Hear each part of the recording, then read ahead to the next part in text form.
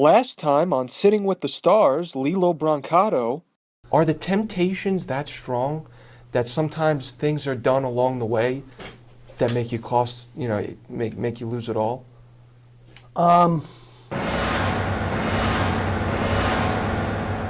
My name is Anthony Carlo. I'm interested in hearing what interesting people have to say.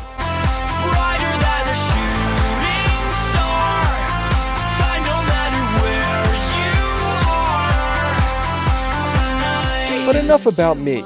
After all, this is called Sitting with the Stars. So let's hear from them. It melts our hearts, oh, the pouring rain. We'll try to put it out. Well, it's not even so much the temptations and just it was more the fact that it came so easily, so you don't appreciate it. Right. When you learn the value of $1 and what it takes to earn that dollar, you have much more appreciation for it. And there's actors that pursue an acting career their whole lives, and have never even get close to the chance and the opportunity that I was given.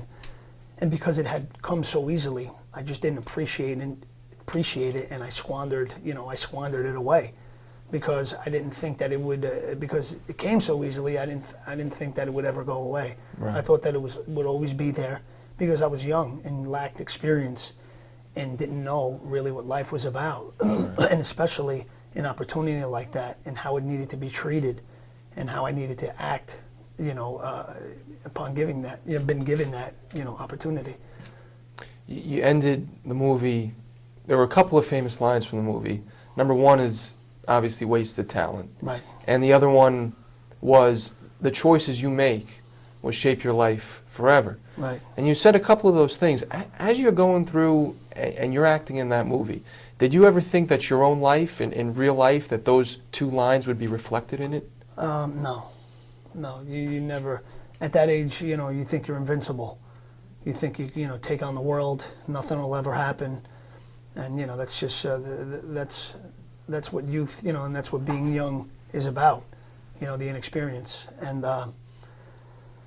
now I had to learn the hard way that's not the case.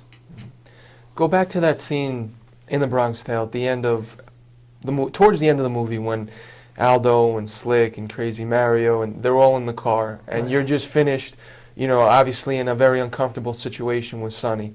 You're in the car with them. They kind of drag you into the car. You get in and you realize they're up to no good.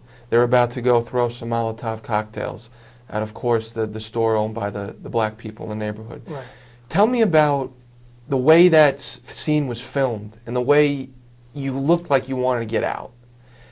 And then looking at your life down the road and seeing that you were caught up in similar situations where maybe you were in the middle of something with people coming into your life and bringing bad influence, and you wanted to get out, but you chose not to. Well, the peer pressure. Yeah. You didn't want to look, just like the character said, like a punk, a dog, a mutt. Right. So he kind of gave into the peer pressure, and that's what life is, a lot of times about. It's, at that age we make a lot of decisions based on that peer pressure, which that character did in that, in the film, and ultimately, lost his friends because of it, and I lost a lot of my friends because of the decisions I made, and I lost them not that way, but I lost them to drug addiction. Lost a lot of guys that died of overdoses. Right. And we were using together. Right. Since I went away in 2005 and came home in 2013, I lost about 7, 8 friends, to drug addiction. It's very serious, and everyone should, take it really seriously, because it's like, you're here today and you're gone tomorrow. And especially, you guys are in college, Right. and you have your whole life ahead of you, and it's now when you have to make these smart decisions, because just like I said in the film, these decisions, like one decision now is going to affect you 20 years later, okay? Right. So you got to be really smart. Right now it's like, you guys are at the age where, you're looking at 4 doors. Which one do I go in? Right. And you got to really think that out and make sure you go in the right one, because, there's no coming back. So just, you got to, really be smart. And, luckily for C, Sonny took him out of the car, you know what I mean? And, in my own life, I had, those Sonnies and that Sonny that tried to take me out of the car, but I didn't listen, and I never got out of the car. And eventually it led to the death of someone else. Right. My addiction, which progressed. My early decisions to use drugs progressed into an addiction, Right. an addiction to drugs, and then ultimately, it cost someone else their life. The first time you decided to get high, I believe, was during the movie, during the scene where you're eating lunch with Sonny, and you ask him whether he'd rather be loved or feared. Right. Now, as you're doing that, you've said before, you're wondering if anybody notices you're high.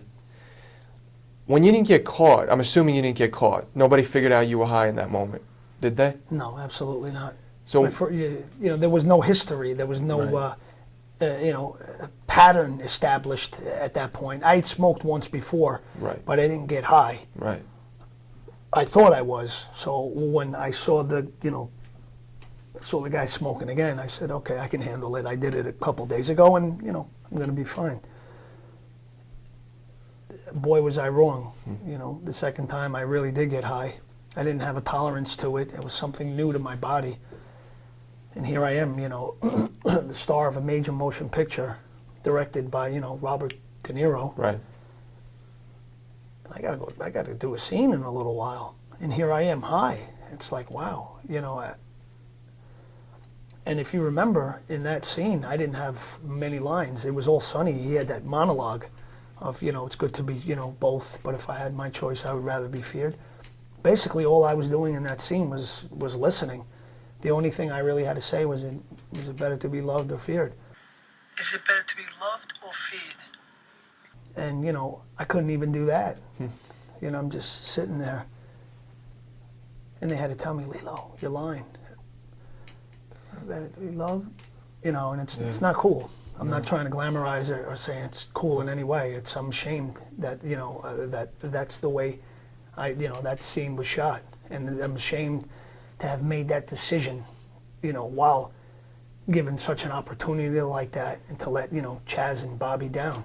I mean, these guys took a shot on an unknown actor to, Chaz to bring his life story to life, and Robert De Niro, his directorial debut, and it's like, it's not cool, I look back, I'm, a grown man now, and, I know if I was in that situation and I would be, really disappointed, and, but that's life. We make bad decisions, and we can't change what happened in the past. We can learn from it and hope to make better decisions in the future.